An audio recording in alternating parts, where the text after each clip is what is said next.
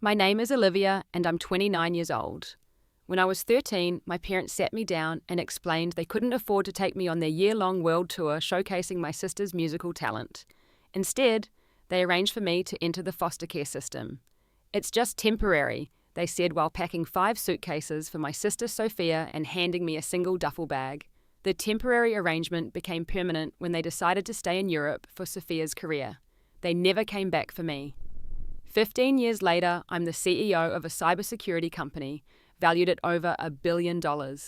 Last month, they reached out wanting to reconnect. Before I tell you how I went from discarded daughter to CEO of a Fortune 500 company, drop a comment letting me know where you're watching from and hit subscribe if you've ever had to create your own success story when those who should have supported you chose someone else. Until I was 13, our family seemed relatively normal from the outside.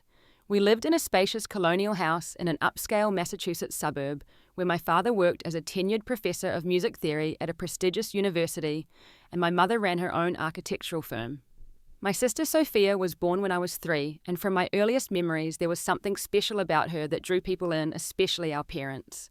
While most families display their children's artwork on the refrigerator, our home featured professionally framed compositions created by 5-year-old Sophia. By the time she was 6, she had demonstrated extraordinary musical talent, particularly on the violin. Her first recital at age 7 left the audience stunned with one of my father's colleagues, declaring her the next great American virtuoso.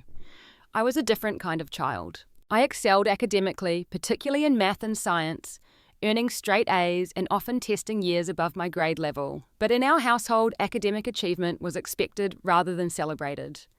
When I brought home perfect test scores, my father would nod and say, "Good job, Olivia, that's what you're supposed to do."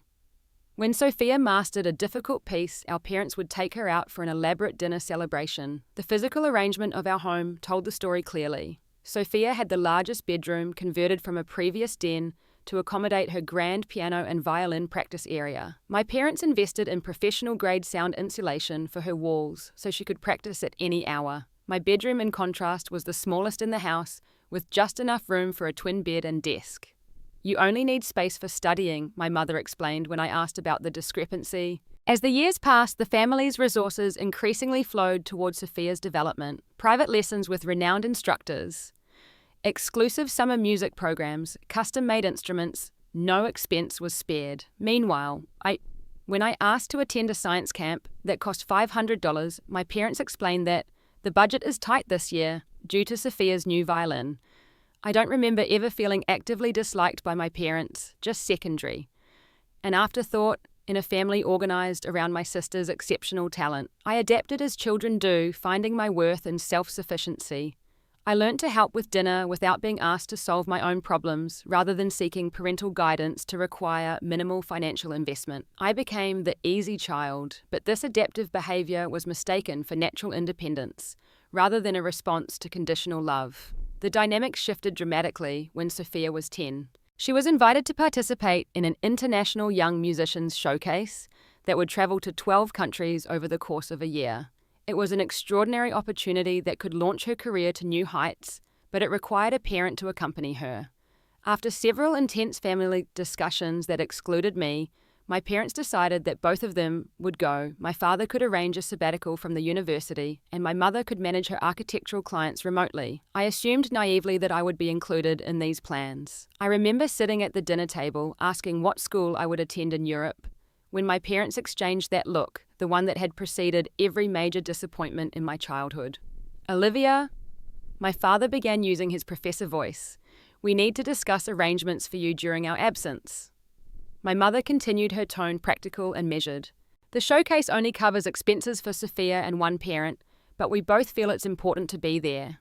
We've looked at the budget carefully, and there simply isn't enough money to bring you along and still give Sophia the supplementary opportunities she'll need abroad." I sat in stunned silence as they explained that they had arranged for me to enter the foster care system during their absence.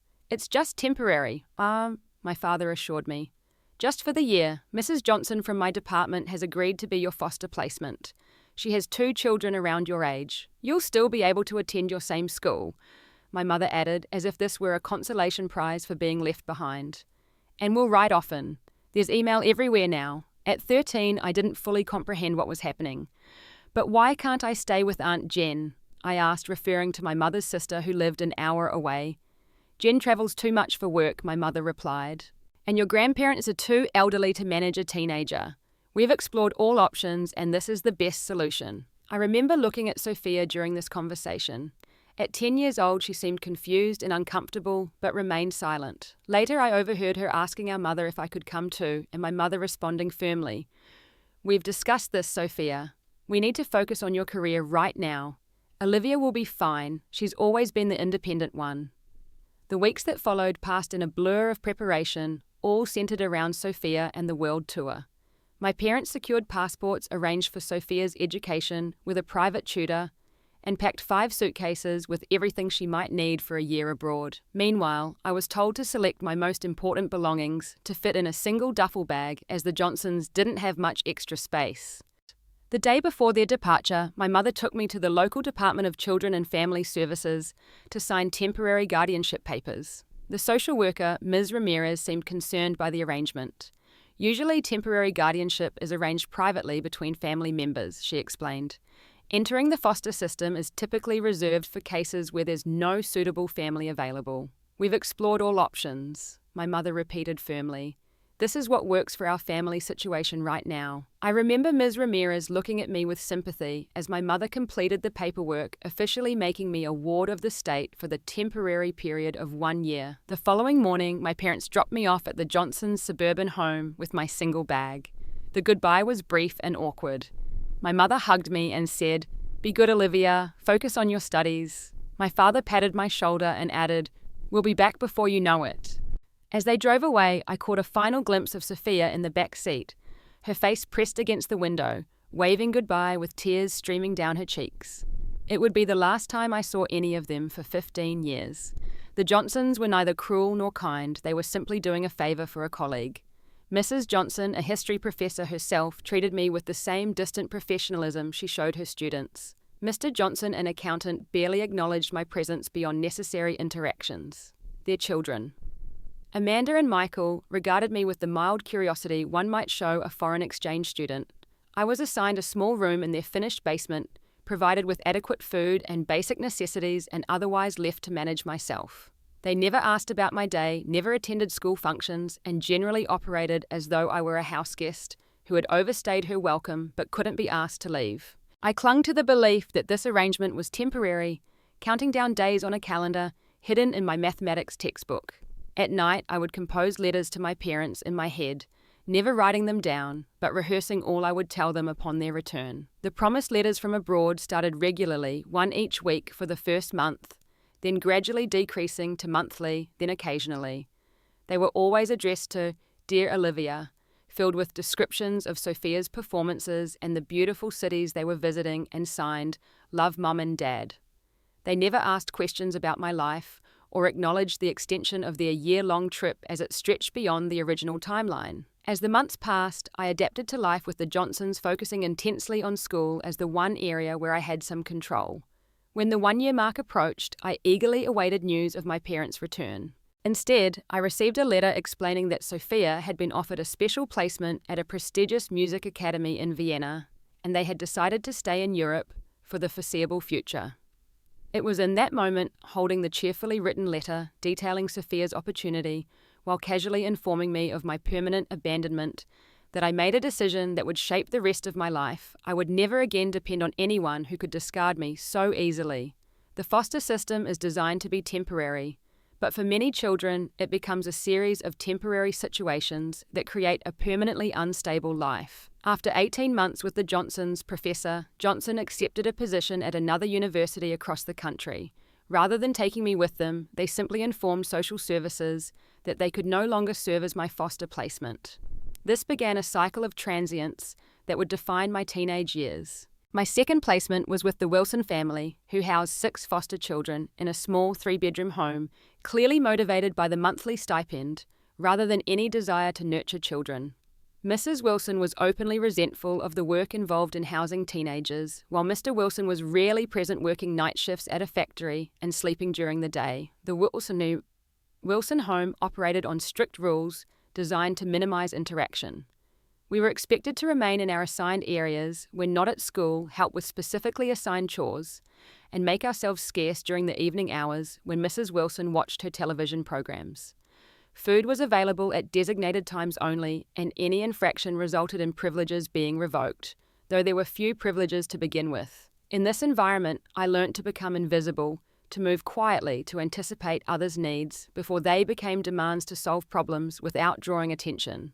These skills, while born of survival necessity, would later serve me well in understanding organizational dynamics and human behavior in the business world. My academic performance remained exceptional throughout these transitions, partly because school provided the only stability in my life, and partly because I recognized education as my only viable path out of the system. Each night after the Wilson house fell silent, I would study by the dim light filtering through the window from the street lamp outside, preparing assignments, not just for the next day, but weeks in advance. Letters from my parents became rare events, arriving perhaps 3 times a year with European postmarks and generic updates about Sophia's musical development.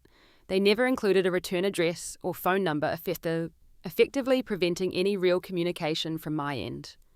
On my 15th birthday, I received a card containing a $20 bill and a brief note, "Hope you're doing well with the Johnsons." Sophia just performed with the Vienna Youth Orchestra. Love, Mum and Dad. They didn't even know I had been moved from the Johnsons over a year earlier. A brief bright spot appeared in my 3rd year in the system when I was placed with Ms. Garcia, a retired elementary school teacher who genuinely enjoyed providing a home for teenagers in the system. For 6 wonderful months, I experienced what a supportive home environment could feel like. Ms. Garcia attended my parent-teacher conferences, expressed interest in my academic achievements, and even helped me research potential college options, despite university being years away. The devastation when Ms. Garcia developed advanced cancer, forcing her to relinquish her foster parent status, was unlike anything I had experienced since my initial abandonment. At 16, I had allowed myself to become vulnerable again, only to have stability ripped away by circumstances beyond anyone's control. During this period of turmoil, I received the letter that finally extinguished any remaining hope of family reunification. My parents wrote to inform me that they had decided to remain in Europe permanently, having accepted positions at the Vienna Conservatory, where Sophia was now studying. The letter included their new address the first time they had provided one, and a formal invitation to visit when you're older and can travel on your own. The clinical detachment of the letter, the casual way they informed me of the permanence of our separation, solidified my understanding I had not been temporarily set aside for Sophia's opportunity. I had been permanently discarded as an inconvenience to the family narrative. It was during this dark period that I discovered the one thing that would ultimately transform my life: computer science. Placed in a new foster home and transferred to yet another high school, I registered for an introductory programming course simply because it fit my schedule. From the first day, when the teacher demonstrated how lines of code could create functional responsive programs, I was captivated. Mr. Reynolds, the computer science teacher, quickly recognized my aptitude. Unlike most teachers who had briefly noted my intelligence before moving on to more demanding students, Mr. Reynolds took a genuine interest in developing my talents. He stayed after school to teach me advanced concepts beyond the curriculum, provided books from his personal library, and eventually gave me access to the computer lab during lunch periods to work on independent projects. "You have a gift, Olivia," he told me after I debugged a program that had stumped even him. "The way you see patterns and solve problems, it's exceptional." Ishsen. This recognition, specific, genuine, and based on demonstrated ability rather than obligation, was transformative. For the first time since entering the system, I began to develop an identity beyond foster kid or abandoned daughter. I was a programmer, a problem solver, someone with a skill that had value in the world. My final foster placement came shortly after this revelation, and it would prove to be the most significant. The Thompson family, led by Barbara Thompson, a no-nonsense social worker who had opened her home to teens in the system, provided something I hadn't experienced in years: stability with appropriate boundaries. Barbara wasn't warm in the traditional sense, but she was consistent, fair, and genuinely invested in preparing her foster children for independent adulthood. She maintained high expectations for academic performance, household contribution, and personal responsibility. "I'm not here to be your mother," she told me frankly during our first meeting. You've had enough disappointment in that department. I'm here to make sure you have the skills and support to build your own life when you turn 18. Under Barbara's guidance, I flourished. With a stable home environment and her practical support, I was able to focus fully on academics and developing my programming skills. She helped me open my first bank account, taught me to drive using her ancient Toyota, and insisted I learn basic financial management skills that would prove invaluable in my future career. Most importantly, Barbara never made promises she couldn't keep. "I'll be here as long as I can," she would say, "and I'll help you as much as possible, but ultimately your life is yours to build." After years of broken promises and false hopes, her pragmatic approach was exactly what I needed. By senior year, I had developed a clear vision for my future. I would excel academically, secure scholarships to study computer science, and build a career that would provide the independence and security I had lacked throughout adolescence. With Barbara's practical help and Mr. Reynolds' academic guidance, I began methodically working toward those goals, determined to transform my abandonment into the foundation for extraordinary achievement. Graduation day arrived with me standing at the podium as valedictorian of Westlake High School, delivering a speech about perseverance that deliberately omitted any mention of my personal circumstances. Barbara Thompson sat in the audience, her usual stoic expression softened with something resembling pride. Mr. Reynolds had helped me apply for scholarships, and my academic record combined with my personal statement carefully crafted to highlight resilience, without seeming pitiful, had secured me a full scholarship to one of the top computer science programs in the country. The summer between high school and college was spent working 2 jobs, mornings at a local coffee shop, and evenings providing technical support for a small business. Every dollar went into a savings account that would serve as my emergency fund, a necessity when you have no family safety net. Barbara helped me navigate the complexities of transitioning out of the foster care system, including the limited support available for former foster youth pursuing higher education. "The system is designed to get you to 18, she explained pragmatically. "After that, you're largely on your own. Budget carefully because there's no one to call if you run short." Moving into my college dormitory that fall was a surreal experience. For the first time since entering foster care, I had a space that was unequivocally mine, however small and institutional. My roommate Jennifer came with parents who spent hours helping her arrange her side of the room, hanging photos and arranging mementos. I unpacked my single suitcase in under 20 minutes, the entirety of my possessions fitting neatly into half a closet and 2 drawers. "Where are your parents?" Jennifer asked innocently. "Not in the picture," I replied, the practiced response I had developed over years of similar questions. College presented both incredible opportunities and unique challenges. Academically, I thrived quickly, establishing myself at the top of my classes and earning the respect of professors impressed by both my technical aptitude and relentless work ethic. Socially, I struggled with the casual references to family support that permeated campus life. Students complaining about helicopter parents, weekends home for laundry care packages, and family phone calls. I constructed a careful narrative about my family situation, referring vaguely to living with relatives during high school and parents who travel extensively for work. Net 8.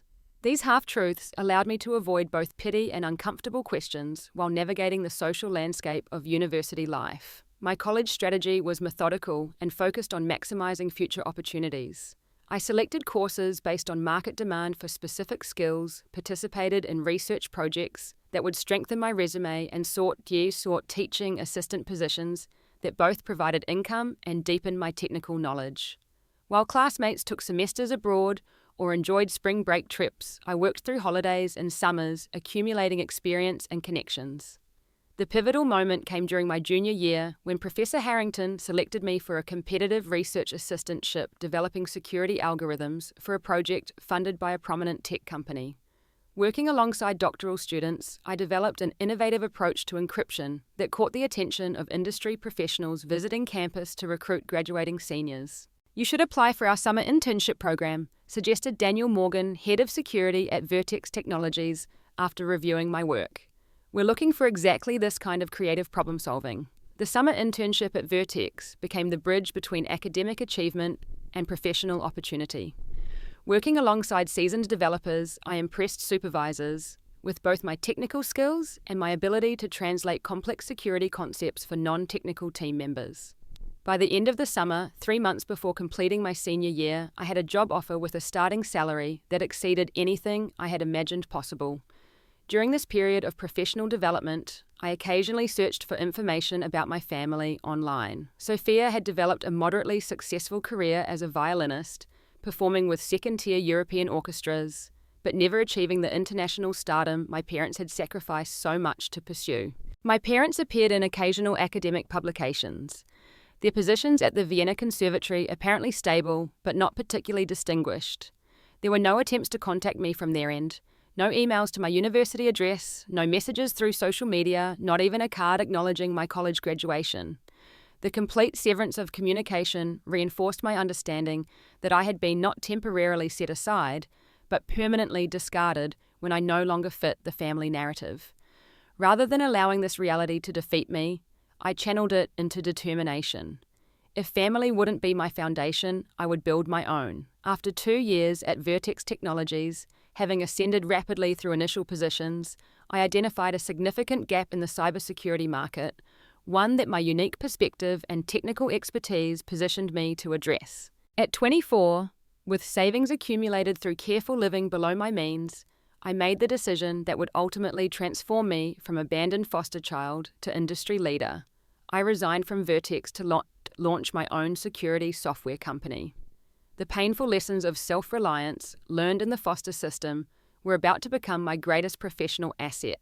Starting a tech company requires more than just technical expertise. It demands resilience in the face of uncertainty, comfort with risk, and the ability to function without safety nets. My childhood had prepared me for these challenges in ways I was only beginning to understand. SecureCore launched in a tiny office with mismatched furniture and 3 employees myself, a brilliant programmer I had recruited from Vertex, and a recent graduate who showed exceptional promise. Our initial goal was modest develop specialized security software for financial institutions that addressed vulnerabilities other companies were overlooking.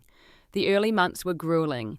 I lived in a studio apartment with minimal furnishings, investing every available dollar into the company.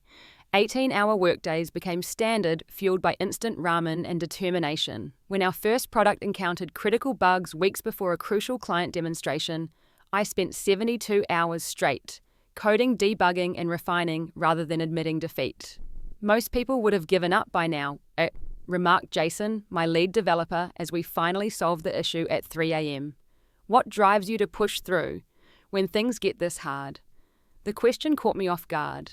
I had never explicitly connected my business persistence to my personal history, but the answer came with surprising clarity. I learned early that no one is coming to rescue you when things get difficult. You either solve the problem yourself or live with the consequences.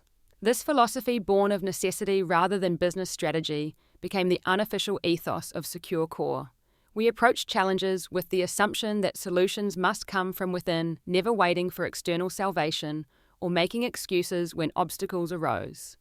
This mindset attracted like-minded individuals who valued self-sufficiency and creative problem-solving, gradually building a company culture distinct from the tech industry standard. Our breakthrough came 9 months into operations, when a mid-sized regional bank experienced a security breach that their existing providers couldn't resolve. Through a connection from my Vertex days, we were brought in as a last resort. Our solution not only fixed the immediate vulnerability, but identified systemic weaknesses their previous security audits had missed. The bank signed a 3-year contract the following week, providing the financial stability and industry credibility we desperately needed. Word spread throughout the financial sector, a small unknown company was providing security solutions the established players had missed. Within 18 months, we had expanded to 20 employees and moved to larger offices. By year 3, SecureCore had clients across North America and was beginning to attract attention from industry analysts. As the company grew, I made conscious decisions about leadership style based on my personal experiences. Having lived in environments where belonging was conditional and security constantly threatened, I created a company culture that prioritized psychological safety and clear, consistent expectations. Unlike my childhood home, where recognition was reserved for extraordinary achievement, SecureCore celebrated contributions at all levels, recognizing that consistent reliability was as valuable as occasional brilliance. The contrast between my professional ascent and personal isolation became increasingly pronounced. While building a company valued at hundreds of millions of dollars, By its 5th year, I maintained few close relationships and struggled with trust issues that made intimacy difficult. The foster system had taught me to hold people at arm's length, to avoid the pain of inevitable separation, and this adaptive behavior proved difficult to unlearn even in adulthood. Recognizing this disconnect between external success and internal struggle, I began working with a therapist, Dr. Shea, who specialized in childhood trauma and attachment issues. Our sessions helped me understand how abandonment had shaped my worldview and relationship patterns. "You've built impressive external structures," Dr. Shea observed, "but the internal architecture still reflects the insecurity of your adolescence. Success has become both your shield and your prison." This insight initiated a parallel journey of personal development alongside professional growth.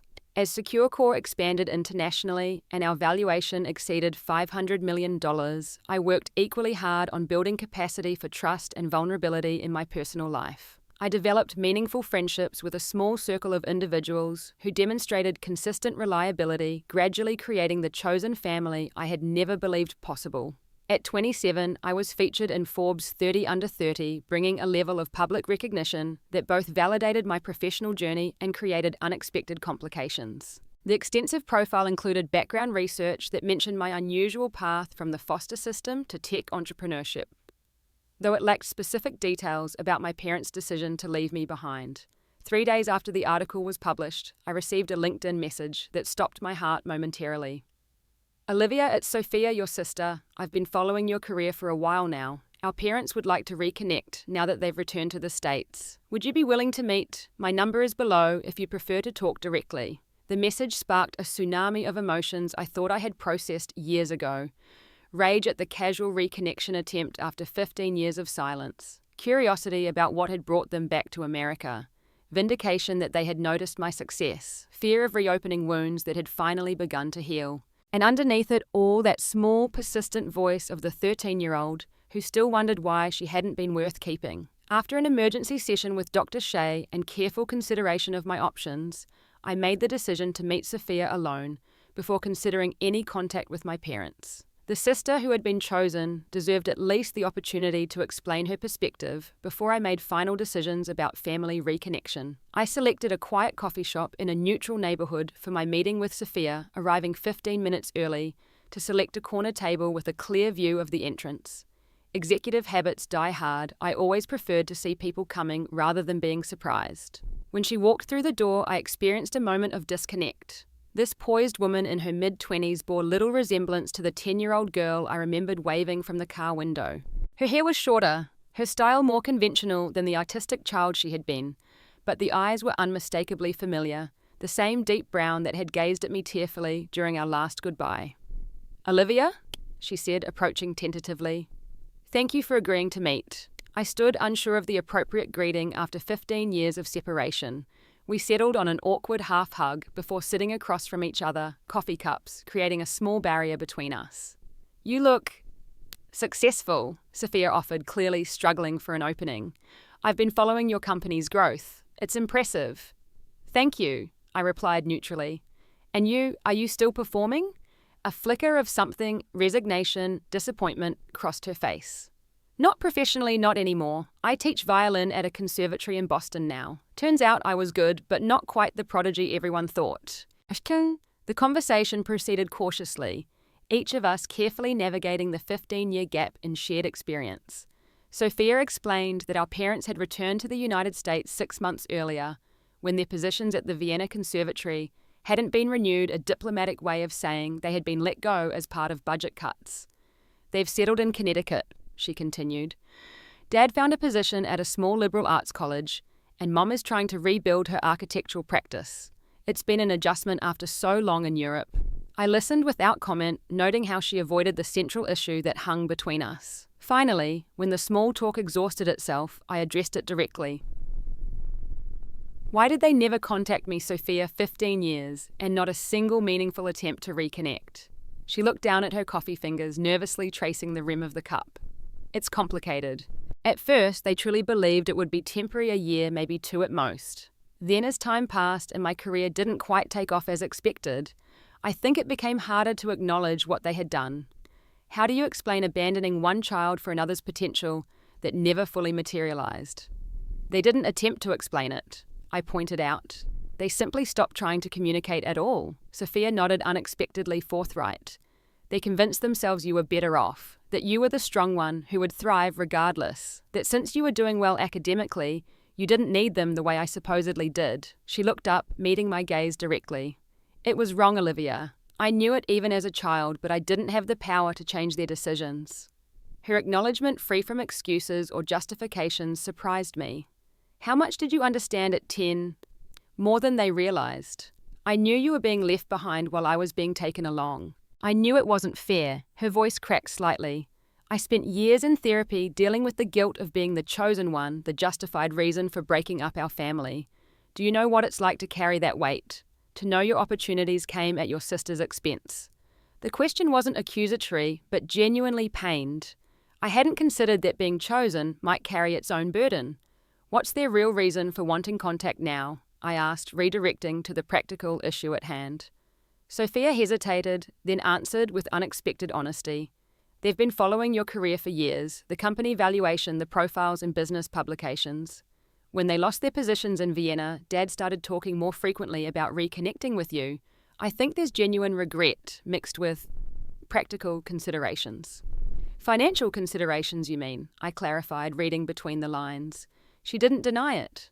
They would never admit it explicitly, but yes, I believe that's part of their motivation. They're approaching retirement age with limited savings and diminished career prospects. The transparency of her answer earned my respect. Rather than defending our parents or disguising their intentions, she was offering the unvarnished truth as she understood it. And what about you, Sophia? What do you want from reconnecting? She considered the question carefully before answering. Honestly, a chance to know my sister, to understand the person you've become, without our parents' narrative filtering the relationship, and maybe a chance to address the imbalance created when they chose me over you. I've carried that guilt for 15 years, Olivia. We talked for nearly 3 hours, gradually moving from cautious exchanges to more substantive conversation. Sophia shared the reality of her musical career, the initial successes followed by plateauing talent, the realization that she was good but not exceptional, the gradual transformation from prodigy to teacher. I described my journey through the foster system in broad strokes, neither dramatizing nor minimizing the experience. By the end of our conversation, I had decided to meet with my parents not for reconciliation, but for closure, to address directly what had been done, rather than allowing it to retain power through avoidance. Sophia and I agreed on a dinner meeting the following month at an upscale restaurant I had recently invested in as a silent partner, a venue that provided both neutral territory and a subtle reminder of my success. I'll let them know, Sophia said as we prepared to leave. But Olivia, set whatever boundaries you need. You don't owe them anything, not forgiveness, not financial support, not even this meeting. Her understanding and respect for my position finalized my emerging impression. Sophia had grown into someone very different from the parents who had prioritized her potential over my well-being. Perhaps there was potential for a relationship there independent of our shared history with our parents. As I returned to my office after our meeting, I reflected on the upcoming family reunion with complex emotions. This wasn't about forgiveness or reconciliation, it was about facing the architects of my abandonment, from a position of power and clarity, addressing directly what had been done, rather than allowing it to remain an unspoken force in my life. Dr. Shea had helped me understand that confrontation could be a form of healing when approached with clear intentions and boundaries. I would meet my parents not as the discarded 13-year-old desperate for their approval, but as the successful adult who had built an extraordinary life without their support or guidance. Whether they could acknowledge the gravity of their actions would determine if any relationship was possible moving forward. The evening of the family dinner arrived with unseasonable rain that matched my turbulent emotions. I had selected Lumina, a restaurant where I was a silent investor, knowing the staff would provide exceptional service while respecting my privacy. I arrived 30 minutes early to center myself in the environment, selecting a corner table that afforded both privacy and a clear view of the entrance. Sophia arrived first, wearing a simple black dress and an expression of nervous anticipation. She squeezed my hand briefly before taking her seat, a gesture of solidarity that felt surprisingly genuine. "They're nervous," she offered. "They've been practicing what to say all week. That makes 2 of us." I admitted appreciating her attempt to normalize the tension. When my parents walked through the door, I experienced a moment of cognitive dissonance. These aging strangers bore little resemblance to the vibrant, ambitious couple who had driven away from the social services office 15 years earlier. My father's confident stride had become a careful walk, his once dark hair now completely grey. My mother, who had maintained a youthful appearance well into her 40s, now looked every one of her 62 years, her face mapped with lines of experience. They approached the table with visible apprehension, my mother attempting a smile that didn't reach her eyes. The initial greetings were awkward and formal, no hugs, just stiff handshakes and careful seating arrangements that placed Sophia as a buffer between us. "You look well, Olivia," my father offered, his professor's voice unchanged despite the years. "Very professional." "Thank you," I replied, maintaining the neutral tone I had practiced with Dr. Shea. "How was your flight from Connecticut?" The opening minutes consisted of careful small talk comments about the restaurant's ambiance, the unseasonable weather, their adjustment to life back in the United States. Throughout this exchange, I noted how their eyes kept returning to me, with a mixture of curiosity and calculation, as though assessing both my appearance and what it signified about my financial status. After drinks were served and appetizers ordered, my mother finally broached the subject of our separation. "We've followed your career with interest," she said clearly, having rehearsed this opening. "The company you've built is impressive. We always knew you were the practical one in the family." The casual way she referenced my abandonment, the practical one, as though it had been a personality trait rather than an adaptive response to their rejection, triggered a momentary surge of anger that I carefully contained. "When did you start following my career?" I asked, my tone deliberately even. "We've kept tabs on you over the years," my father answered vaguely. "Your accomplishments have been remarkable, especially considering you left me in the foster system at 13 and never came back." I finished addressing directly what he had carefully avoided. An uncomfortable silence fell over the table. My mother glanced around as though checking who might overhear, while my father straightened his silverware with undue attention. "The situation was complex, Olivia," he finally responded. "We had Sophia's career to consider and limited resources. It was only supposed to be temporary." "It was supposed to be 1 year," I agreed. "It became 15. At what point did temporary become permanent?" Another exchange of glances between my parents. "We should have communicated better." My mother offered not quite an apology. "The opportunities in Europe kept extending, and returning to the States became logistically challenging." "Logistically challenging," I repeated. "That's an interesting way to describe abandoning your child." Sophia shifted uncomfortably beside me. "Perhaps we could—" "No, this needs to be addressed directly," I interrupted gently. "I'm not interested in pretending it didn't happen or accepting vague excuses." Turning back to my parents, I continued with careful control. "I spent 5 years in the foster system because of your decision. 5 years of instability, inadequate care, and constant uncertainty. I had to navigate college applications, financial aid, and early adulthood without parental support of any kind. These are simply facts, not accusations." My father cleared his throat, attempting to regain his authoritative demeanor. "And yet you've clearly thrived. Your company valuation was reported at over $1 billion in that Forbes profile. You've accomplished more independently than most people do with extensive family support." The pivot to my financial success wasn't subtle, and I noted how quickly the conversation had turned in that direction. "Yes, I've been fortunate in business," I acknowledged, though I wouldn't recommend abandonment as a character-building exercise. As dinner progressed, a clear pattern emerged.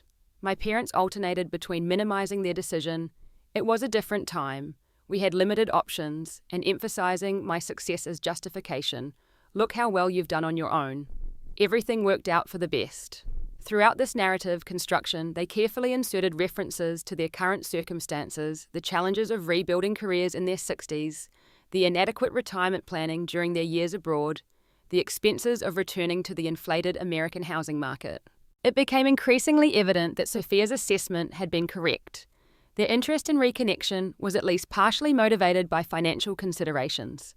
The parents who had deemed me dispensable at 13 now viewed me as a potential resource in their precarious retirement. When my father inquired directly about my investment strategies and whether I believed in supporting family legacy, the subtext became explicit. "I've had to develop my own definition of family." I responded carefully. In my experience, true family relationships are built on consistent care and mutual respect, not primarily on biological connection or financial utility. My mother's expression tightened at the implied boundary. We're still your parents, Olivia, regardless of past circumstances. Family obligation doesn't simply disappear because of difficult decisions. Nay. The entitlement in her statement, the assumption that they retain parental authority despite having abdicated parental responsibility, crystallized something important for me. This dinner wasn't about reconciliation. It was about transaction. They weren't seeking relationship restoration, but resource access. With this clarity, I made my position explicit. I'm not interested in a relationship based on what I can provide for you financially. If you're hoping to access my resources after 15 years of absence, that won't be happening. The directness of my statement created visible discomfort. My father began a defense about misunderstanding their intentions, while my mother's expression shifted between indignation and calculation. Sophia, who had remained largely quiet during this exchange, finally spoke. Mom, Dad, Olivia deserves honesty after everything that happened. If financial support is part of why you wanted to reconnect, you need to acknowledge that. Their reactions to their chosen daughter's challenge revealed volumes. My father looked betrayed while my mother quickly attempted to reframe the narrative. Of course we want to know Olivia regardless of her financial situation, she insisted. We're simply trying to rebuild a family connection that unfortunately got interrupted. Interrupted? I repeated. That's an interesting characterization of a deliberate decision to place your child in the foster system and then never return. The remainder of dinner proceeded with carefully managed civility, but any pretense of meaningful reconciliation had evaporated. As we prepared to leave, I made my position clear one final time. I'm open to limited contact moving forward if you're interested in an honest relationship, but that would require acknowledging what actually happened, rather than revising history and accepting that I have no obligation, financial or otherwise, to compensate for your life choices. Bitte, das? My father looked as though he might argue, but my mother placed a restraining hand on his arm. We understand, she said, though her tone suggested otherwise. We should talk again when emotions aren't so immediate. As they departed, Sophia lingered briefly. I'm sorry, she said simply. That went exactly as I feared it might. It went exactly as it needed to, I corrected gently. Now I know precisely what they're seeking, and I can make informed decisions about any future contact. Walking to my car afterward, I felt an unexpected lightness. The meeting hadn't provided the closure of acknowledgement or genuine apology, but it had confirmed that my parents remained consistent in their prioritization of self-interest over genuine connection. This consistency, while disappointing, was clarifying. It validated my decision to build a life independent of their influence and reinforced the boundaries I had established. More importantly, the dinner had revealed an unexpected possibility. While a meaningful relationship with my parents might not be feasible, Sophia had demonstrated an authenticity and self-awareness that suggested potential for genuine connection. The sister who had been chosen wasn't responsible for our parents' decisions, and her willingness to acknowledge rather than justify the past opened a door I hadn't anticipated. As I drove home through the rain-slicked streets, I reflected on how differently the evening had unfolded from what 13-year-old Olivia might have imagined. Instead of a tearful reconciliation or dramatic confrontation, it had been a business-like assessment of incompatible expectations, perhaps the most appropriate conclusion to a relationship that had always prioritized practical utility over emotional connection. The weeks following the family dinner brought unexpected developments in both my professional and personal life. SecureCore had received an acquisition offer from one of the tech giants that would value the company at $2.4 billion, a number that would transform me from wealthy to stratospherically rich. Simultaneously, my parents' attempts at contact increased with emails referencing family investment opportunities and mutual support in this new chapter of reconnection. I handled both situations with the same careful deliberation. After consulting with my leadership team and considering our long-term vision, I declined the acquisition offer, preferring to maintain independence and control over the company's direction. Similarly, I established clear boundaries with my parents, creating an email filter that directed their increasingly transparent financial requests to a folder I reviewed monthly, rather than allowing them to intrude on my daily consciousness. Sophia and I, however, began building a tentative relationship independent of our parents. Starting with occasional coffee meetings, we gradually developed a connection based on our adult identities rather than our shared childhood. I learnt that she had struggled under the weight of our parents' expectations, ultimately abandoning professional performance for the teaching career she found genuinely fulfilling. She learned about my journey through the foster system and the resilience it had required. They bankrupted themselves emotionally and financially for a dream that was never really mine, Sophia confessed during one of our conversations. By the time I was old enough to recognize what had happened, the patterns were set. They had sacrificed everything, including you, for my supposed potential, making it impossible to admit I was just a very good violinist, not the transformative talent they had convinced themselves I was. Her insight into our family dynamic helped me understand that while I had been explicitly abandoned, Sophia had experienced her own form of objectification, valued for her potential contribution to family prestige, rather than her intrinsic worth as a person. This shared experience of conditional parental love, though manifested differently, created an unexpected bridge between us. As our relationship developed, I began considering how my personal experience could translate into meaningful impact beyond business success. The foster system that had shaped my adolescence remained chronically underfunded and structurally flawed, with most youth aging out, without the support necessary for successful, independent adulthood. My position of influence and financial resources created an opportunity to address these systemic issues in ways I was uniquely qualified to understand. This reflection led to the creation of the Transition Initiative, a foundation dedicated to supporting foster youth pursuing higher education and entrepreneurship. Using my network and resources, I established scholarship programs, mentorship opportunities, and startup funding, specifically for young people aging out of the system. What began as a personal project quickly evolved into a significant nonprofit organization with national reach. The public launch of the Transition Initiative necessitated being more open about my background than I had previously been comfortable with. In consultation with Dr. Shea, I decided to speak publicly about my foster experience for the first time, giving a keynote address at the Foundation's inaugural gala. I stand before you as someone who has experienced both profound abandonment and extraordinary opportunity. I began addressing the room of potential donors and supporters. At 13, I entered the foster system when my parents chose to prioritize my sister's musical career over my well-being. That decision, while devastating, ultimately forged the resilience and determination that would later enable me to build a successful company. The speech continued with a candid account of the challenges foster youth face when transitioning to independence, the lack of financial safety nets, the absence of familial guidance, the practical difficulties of navigating education and career without parental support. I shared statistics about outcomes for foster alumni alongside my personal story, creating a narrative that was both emotionally compelling and substantively informative. For every success story like mine, I concluded, there are thousands of equally talented, equally deserving young people whose potential remains unrealized due to lack of support during critical transition periods. The Transition Initiative exists to change that reality, to ensure that circumstance doesn't determine outcome for youth who have already experienced more disruption than any child should. The response was overwhelming. Media coverage highlighted both the Foundation's mission and my personal journey, bringing unprecedented attention to foster system deficiencies. Donations exceeded projections, enabling immediate expansion of planned programs. Most significantly, former foster youth reached out in droves, sharing their stories and offering to mentor others currently in the system. This public sharing of my history created unexpected ripples. My parents, apparently monitoring media coverage, sent an email expressing displeasure at the public airing of private family matters and suggesting I was dramatizing my experience for publicity. Their reaction, focusing on reputation management rather than acknowledgement or remorse, confirmed the wisdom of maintaining strict boundaries. Sophia's response provided striking contrast. She attended the gala despite our parents' objections, publicly supporting both the Foundation and my right to share my experience authentically. "Your story isn't just yours to tell," she told me afterward.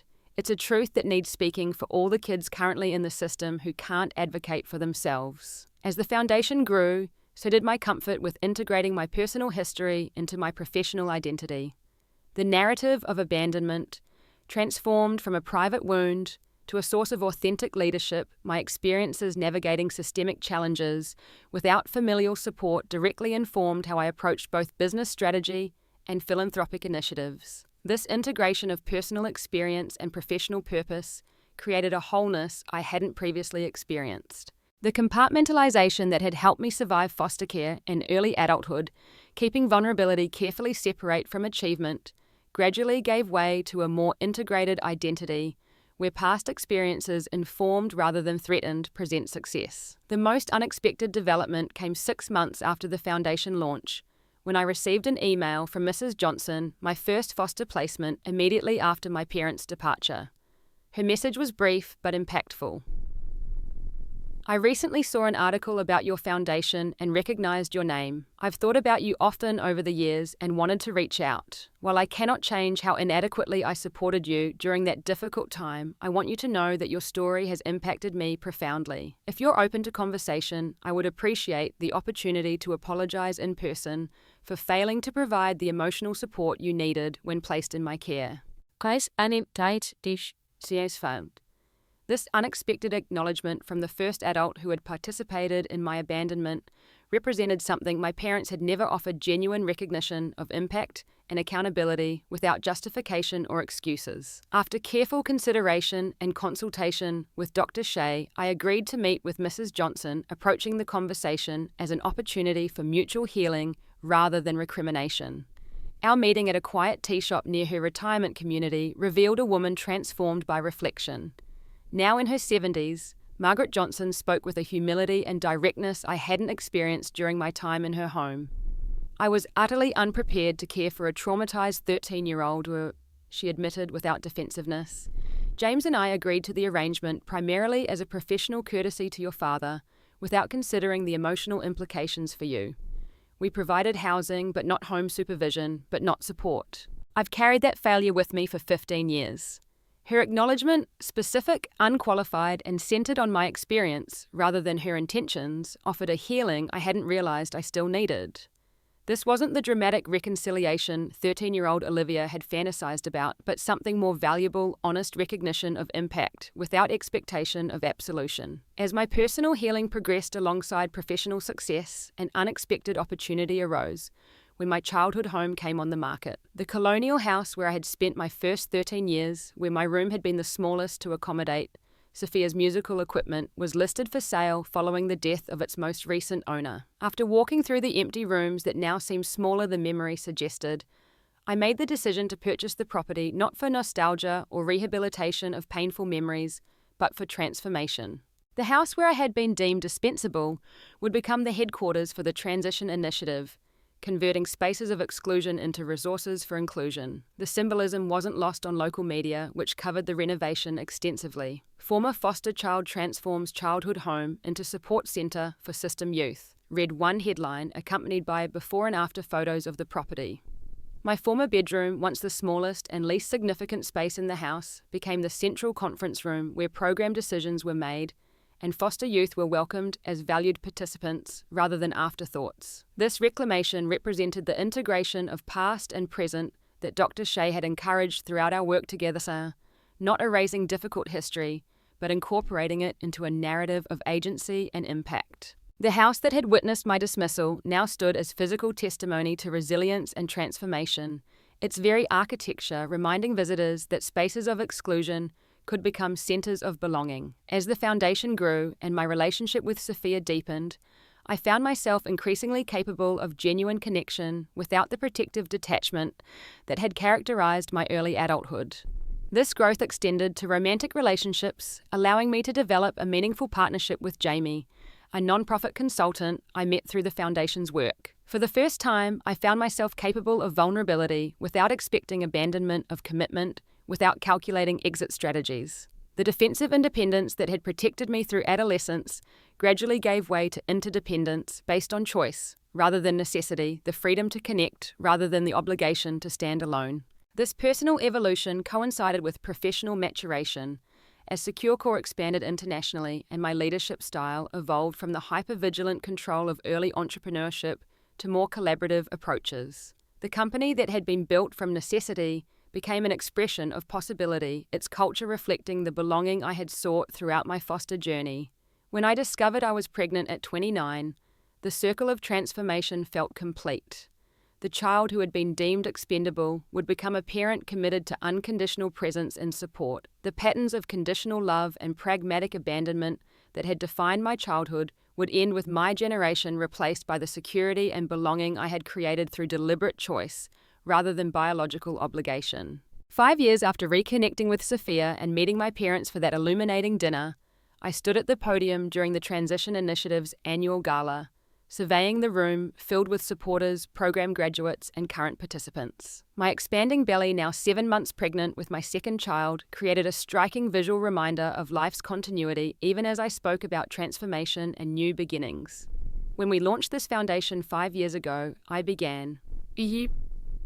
We had a simple mission to provide foster youth with the support, resources, and mentorship necessary for successful transition to independent adulthood.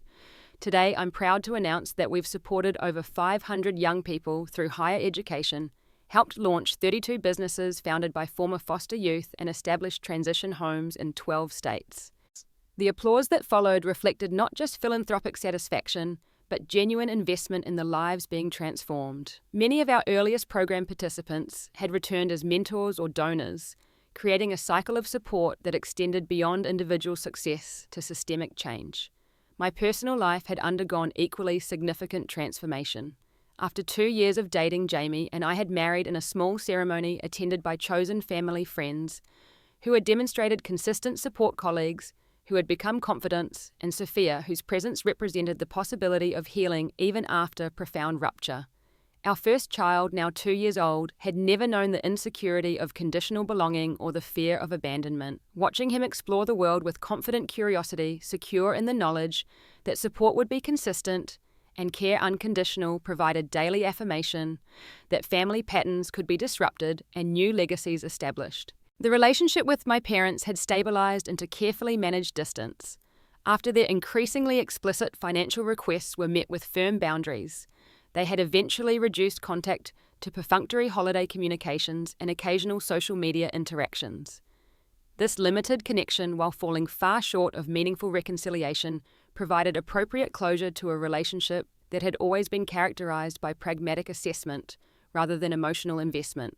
Sophia, in contrast, had become a genuine presence in my life, an aunt to my son, a confidant during challenging business decisions, a holiday guest, who contributed to genuine celebration rather than obligatory observation. Our shared history of parental objectification, hers as the vehicle for vicarious achievement, mine as the expendable impediment, had created a foundation for authentic connection beyond biological obligation.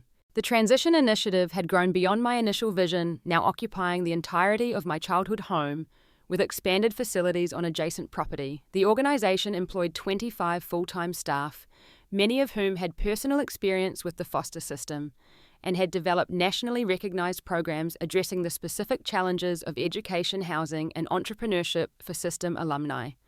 Most significantly, our advocacy had begun influencing policy changes at state and federal levels addressing systemic issues that perpetuated poor outcomes for foster youth.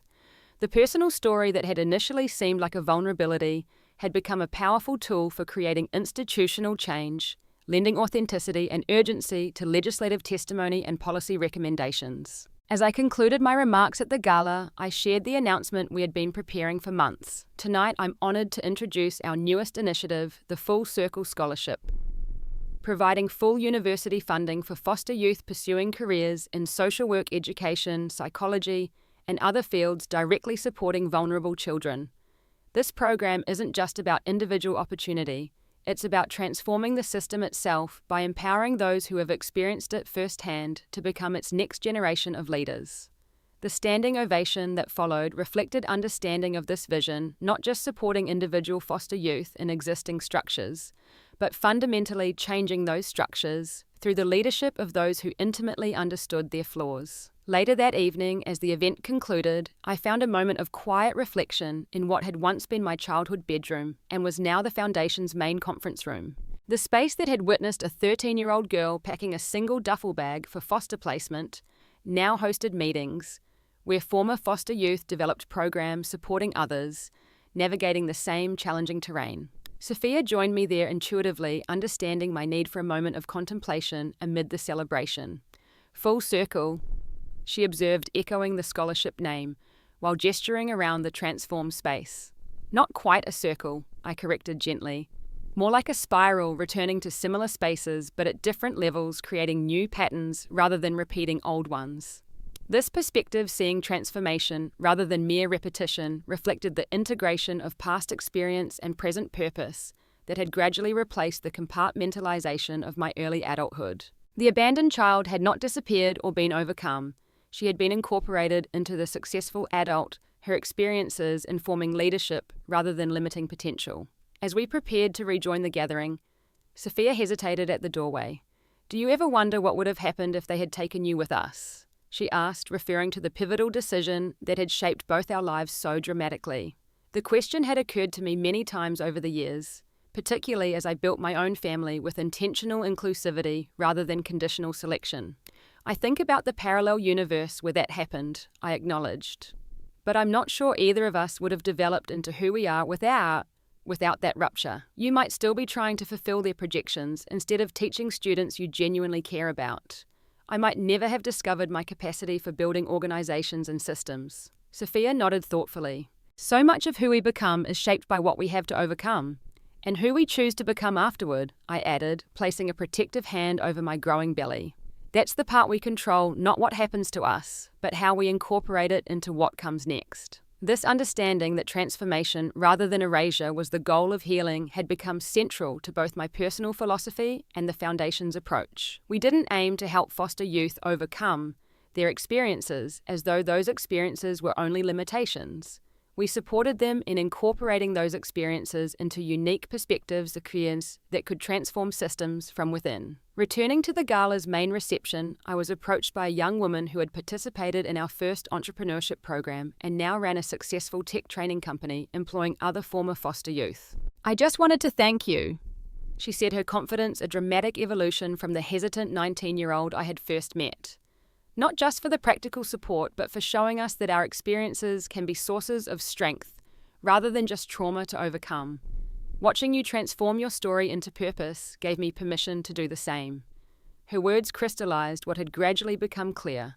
Through my journey from abandoned child to successful entrepreneur to advocate and mentor, the most powerful transformation wasn't building a billion-dollar company or even a nationally recognized foundation. It was demonstrating that belonging could be created rather than merely received, that family could be chosen rather than assigned, and that past wounds could become sources of wisdom rather than merely scars to hide.